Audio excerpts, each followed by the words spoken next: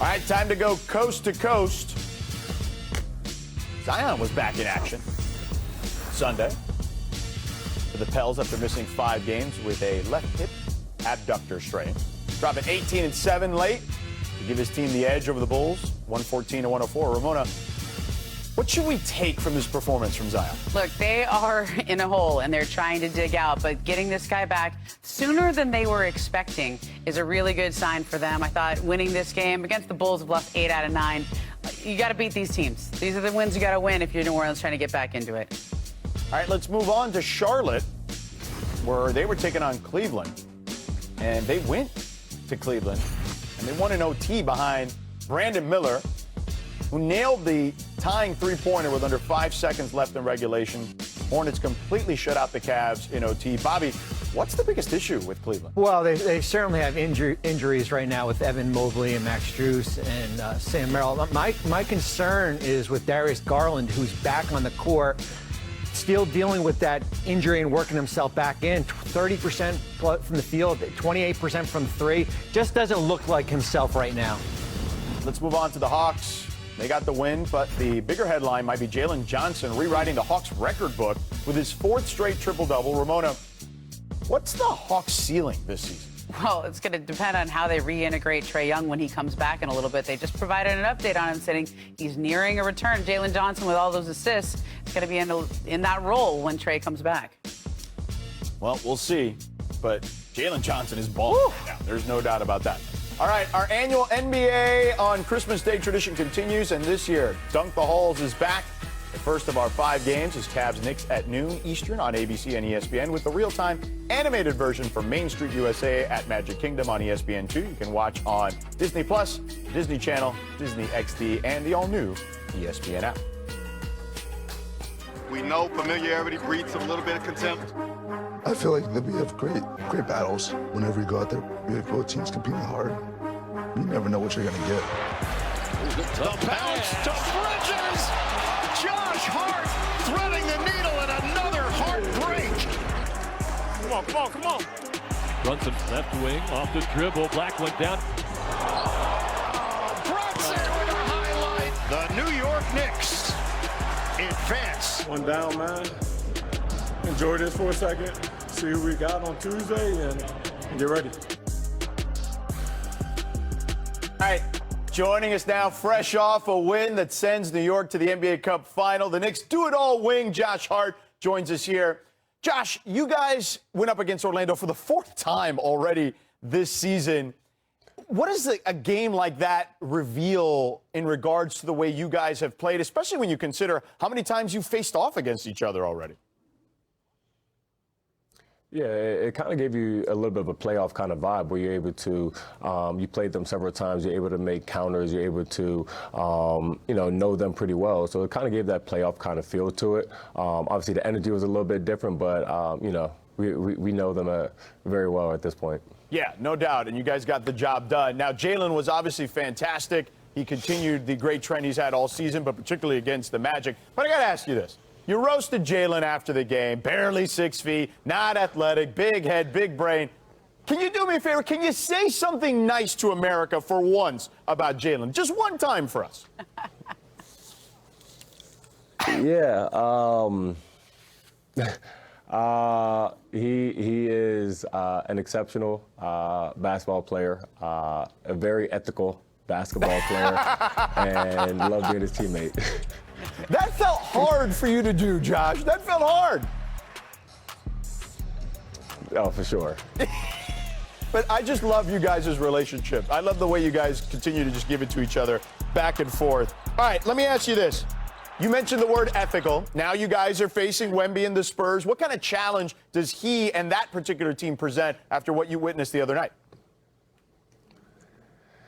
Yeah, they're going to be tough. Obviously, they got shooting, attacking. They play really fast in transition. I think they're number 1 in the league in second chance points with Wemby and Cornet. So we're going to have to bring an all-around game. We'll have to bring energy, toughness, physicality.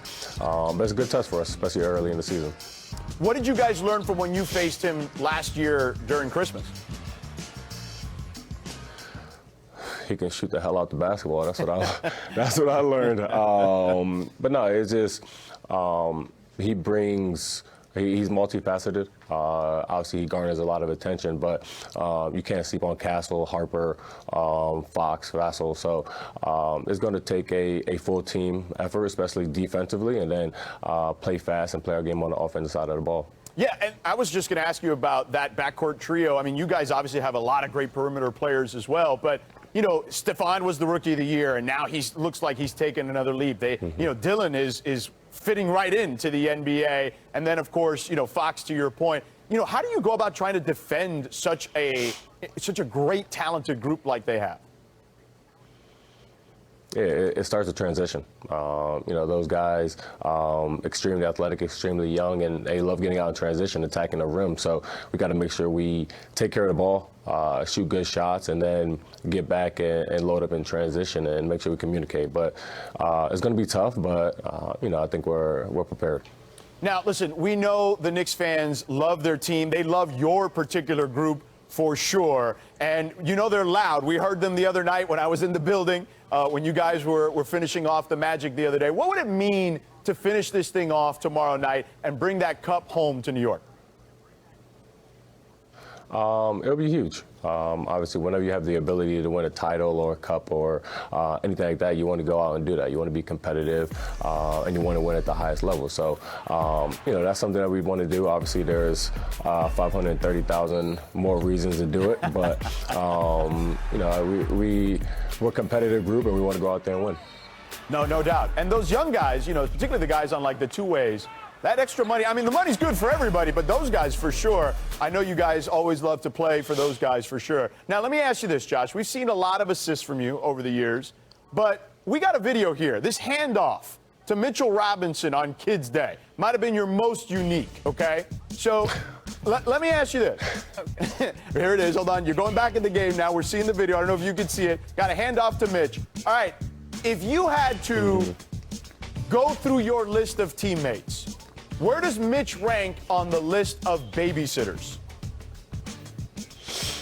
Yeah, he's definitely at the bottom. I think him, Yabu, Pacome, Mo, all the young guys are at the bottom.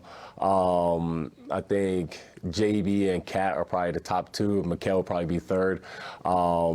Yeah, I didn't think I was going back in the game on that one. That was definitely my bad. I apologize to Mike after that. But, yeah, nah, Mitch would not be babysitting anytime soon. Okay, well, as long as he takes care of the paint, that's all that matters for you guys for sure. Hey, Josh, thank you so much for the time. Exactly. We will see you tomorrow night in Vegas, buddy. Thank you so much. Take care. Yeah, all right. There's Josh Hart. Coming up, did we learn more about the Suns or the Lakers in last night's Thrillers? But a full breakdown coming up in just a moment of the King versus the Villain. That's all on deck. Plus, it was a vintage weekend for two of the best to ever do it, starting with a 2025 LeBron James game against the Suns, which means him and Dylan Brooks are going to go at it. Let's start here. LeBron chase down. Yes, even at 40, almost 1 years old, he can still do it. Haven't people learned? Yeah. They have not, clearly. Yes. Yeah. But I'm still surprised when I see it. So here's how this thing went down with Dylan the Villain and LeBron. They get into it. Refs get in the way. I mean, this has been going on since Dylan was in Memphis and they played that playoff series. And I always wonder, like, why LeBron lets him get under his skin, because he always does. Dylan is doing his job, if that's the case. Very good at it. Here's LeBron hitting a three. Like, he's agitated. He's real mad. Yeah, he's big mad. Now, here's where the Lakers blow this big lead, okay? Luka, though, tries to stem the comeback for the Suns. But here come the Suns again. Well, when you can shoot threes at the clip they can, it's easy to get back into games. Brooks from the free throw line gets that one to fall. Swing, swing, swing. Colin Gillespie. It's been a good find for them, Gillespie. Been terrific. Yeah. Yep. Terrific. Marcus Smart rejected at the rim. Here comes Devin Booker. He misses, gets it back, finds Dylan the Villain. LeBron hits him. He wants a foul. Then he gets in LeBron. Right up in LeBron's face. Bumps him. Dylan gets thrown out. Second tee. Yep. LeBron misses the first technical. Oh, when he missed that, I really thought they were going to lose. Yep, but LeBron hoists this one. Is that a foul? Is it a foul? Booker did not think so. There was a swipe. How much contact was there? LeBron He missed the first one, though. missed It was the a little first, tight. gets the other two. Is that a foul? One more look for the Suns. LeBron and the Lakers escape.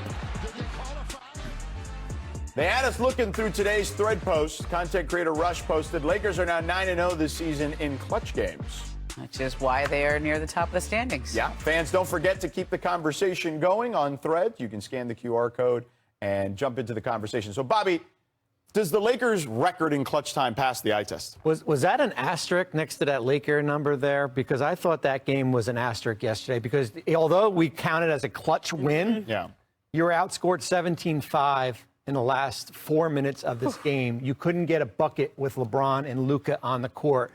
You had a 99.9% chance of winning when you're up 14, and you're lucky that you did not lose that game here. So I wouldn't, I guess by what the stats say, I guess that's a clutch win. I wouldn't define that as a clutch win. I think they're very fortunate that they were able to win it. They did enough. A lot had to kind of go wrong, but I think you saw the impact that, similar to what we saw Victor on Saturday, the impact of Dillon Brooks to agitate LeBron throughout this game almost cost the Lakers a win there. I mean, I know Dillon gets kicked out of the game. They get a free throw at the end. LeBron misses that free throw. But I think his impact on the Suns can't be understated. Like, he has been everything they needed. They get toughness out of him. They get an edge. They get competitiveness. And the fact that he can still get LeBron this mad and throw. I mean, LeBron played well in this game. This wasn't Dillon throwing him off his game, but he took a lot of energy out of him, and I think he fired up the Suns to get back in this game. Plus, he shot the ball well. I was watching this game on the Lakers broadcast here in L.A., and I thought Stu Lance made a great comment about LeBron and that interaction with the official. He needed to be very careful there because he could have gotten teed up or worse, thrown out of the game in that scenario. All right, of course, you know, we talked about LeBron, but we got to talk about Steph, too. Steph would not be outdone as he returned after missing 5 games with a quad contusion. We start with the game Friday against the Timberwolves. Steph and company coming out. Now watch this pregame. I mean, this is insane. I mean, that's how you tear it. That is not AI generated. That is real. Absolutely. Is that a new thing for him in his pregame warm-up? Yeah. Worried about the rotators. I've been there when he's done it twice. Here's oh, my gosh. Curry from 3, of course. And then early the first. Pat Spencer. They swing it. There's Curry again from the top. And a couple minutes later, as we get ready to go to the third quarter, Curry with the crossover on Rudy. Oh, he loves doing that. And then the finish. Gets the bump, too. Didn't get the call, though. Little over 2 minutes left in the fourth. Warrior. Curry, another 3. Warriors now up 1. Less than 30 seconds to go. T-Wolves up to Julius Randle. He'll find Dante DiVincenzo with a quick trigger. Warriors lose despite Curry's 39 points, 127 to 120.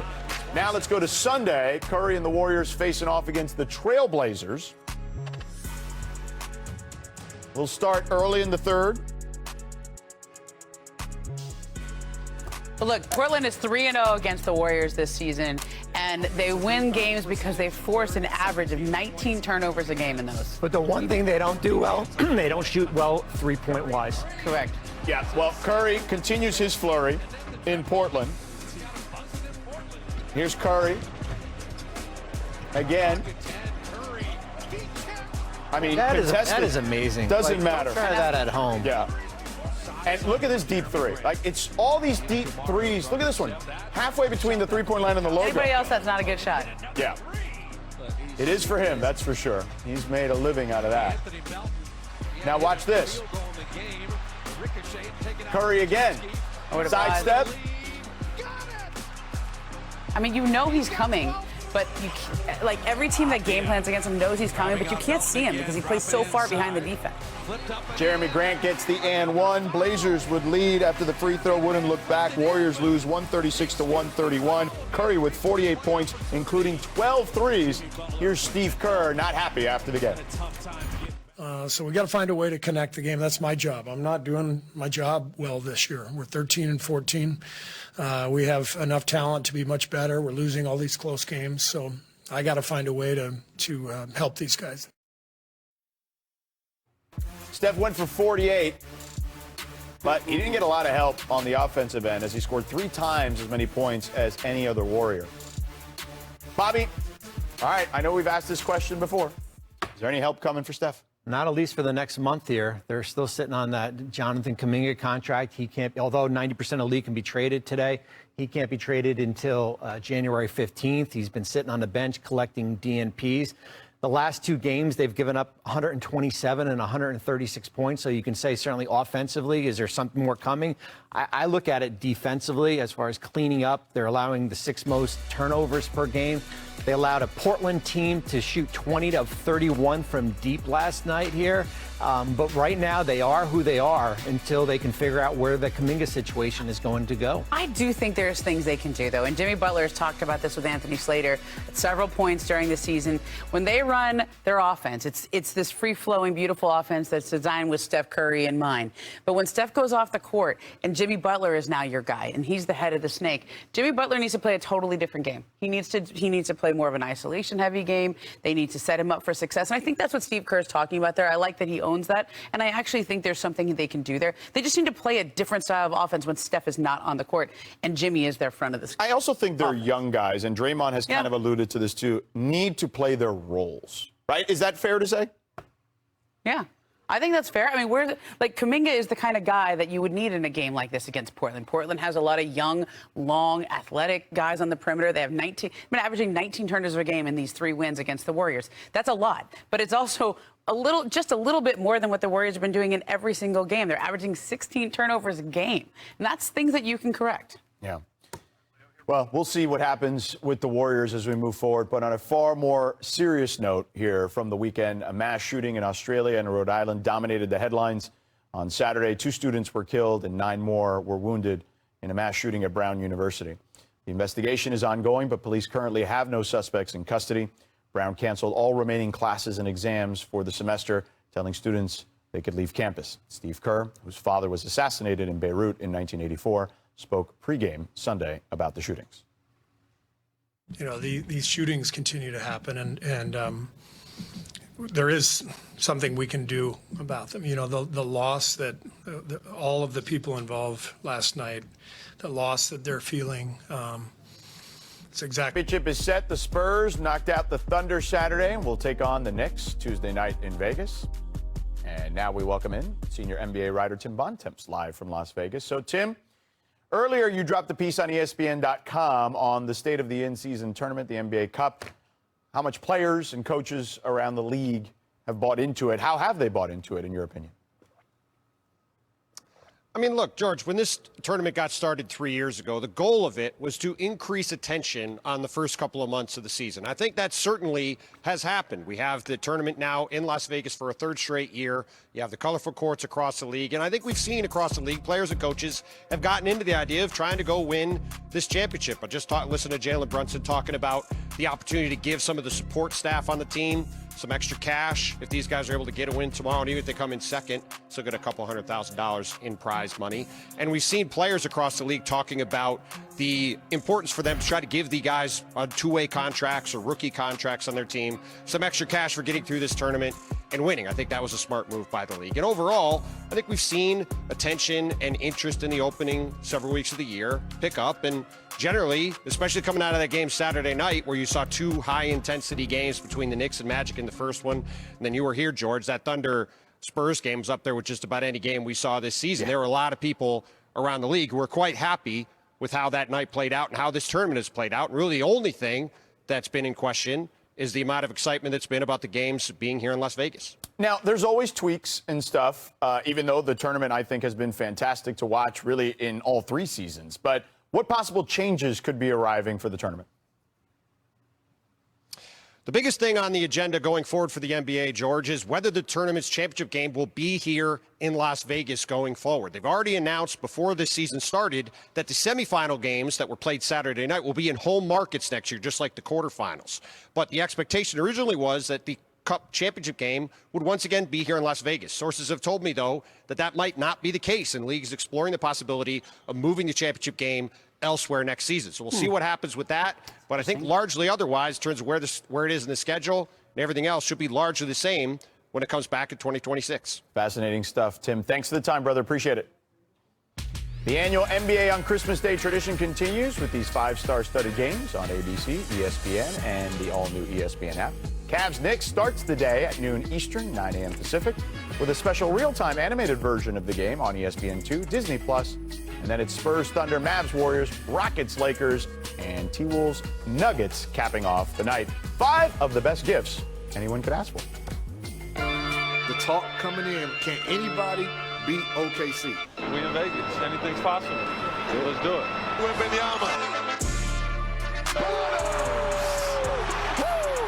Penny out to Vassell. Boom! Great pass. The Spurs are NBA Cup time killers. All right, we're now joined by the reigning Rookie of the Year, Spurs guard Stephon Castle. I got a chance to speak with him on ESPN Radio in the walk-off interview after the game. Steph, thanks for joining us. So I want to ask you some of the questions I asked you the other night, which was you guys were at a real inflection point in that game early on. Late in the first, early in the second. You're down 16. What were those conversations like when you guys were down to the defending champs that way? I mean, just doing what we were doing. Honestly, we were getting the shots that we wanted. A lot of shots weren't falling for us early, but I think our defensive intensity kept us right where we wanted to be at in that game, and then we started to figure it out. And then, of course, Victor comes in the game, and everything changed really at that point for sure. Things started to tilt in your favor. Look, you've been around Vic now. This is year 2 for you. Just what it means to him to be on the floor in a game like that. Yeah, we say it all the time. We think he's one of the best players in the league. So having him on the court on both ends, it just changed the game for us. There's nobody in the league like him. So to have him in a big game like this definitely helps. And I'm not trying to certainly diminish anything you just said, because clearly he's a game changer, and he said it himself. He could potentially be the best player in the game. But I'll ask you this: you guys were 9-3 when he was out. And you were out for a significant amount of time in that stretch as well. I believe you missed 10 games during that stretch. What do you think the team learned about themselves during that time? Just how much we need to lean on each other when guys are out. Injuries, obviously they're unfortunate, but it plays a big part in some teams' season. But, that's no excuse to go in there and have a different mindset coming into any game. So just leaning on each other a lot more and just playing with, supreme confidence. Steph, there were a lot of pundits out there who thought, there's only one ball. You got Fox, you got Castle, you got Harper. But you guys have made this thing work. What can you tell us about the chemistry you guys have been able to form so quickly? Yeah, like I said, when we had talked after the game, I think it's a lot easier to play with guys that you enjoy being with off the court. So just having, that bond off the court, along with the IQ that we have on the court, and just wanting to see each other win, it's a recipe for success. Okay, I got to ask you this.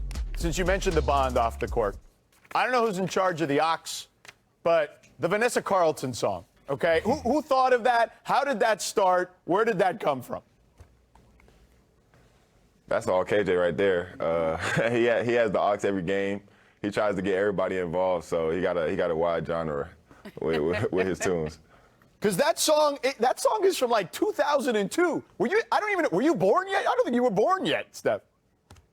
Nah, I wasn't born yet. I was born in 04. Right, that's what I'm saying. So that's an interesting song that you guys have gravitated to in your pregame routine. So I think it's kind of cool and kind of fun for you guys to have that. Now let's focus on the game at hand, okay? Jalen Brunson, obviously, clearly going to be a focal point for you guys in general, but for you guys in the backcourt specifically, how do you try to slow down someone like Jalen? Yeah, great player. Guys like that, you can't really stop them. So you just got to do your best to slow him down. It's not going to be one person to do it. It's going to be a collective effort. But I think we're going to be super prepared. We're going to be ready. And, of course, you win the cup, but then the prize money, too, is kind of nice, $530,000. Your teammate Keldon Johnson said he'd use the money to buy a llama, okay? Now, we know that he's got a big farm and all that stuff. What would you use the money for, Steph? I still don't know. I've been buying Christmas gifts with the winning so far, but I mean, we'll see. We got to get there first. All right, well, sounds good. Listen, just don't buy we don't need 2 llamas in the Spurs locker room, okay? Just do something, but just don't get yourself another animal. Yes, exactly. Well, Steph, thank you so much. We'll see you tomorrow. Best of luck to you. Thanks for joining us. The Bucks still without Giannis Antetokounmpo, faced off against the Nets on Sunday. Bucks are 2-7 without Giannis. 8 minutes left in the first, game tied at 12. Ryan Rollins loses the ball. Kevin Porter Jr. scoops it up, finds a wide open Gary Trent. His shot is blocked by Noah Clowney.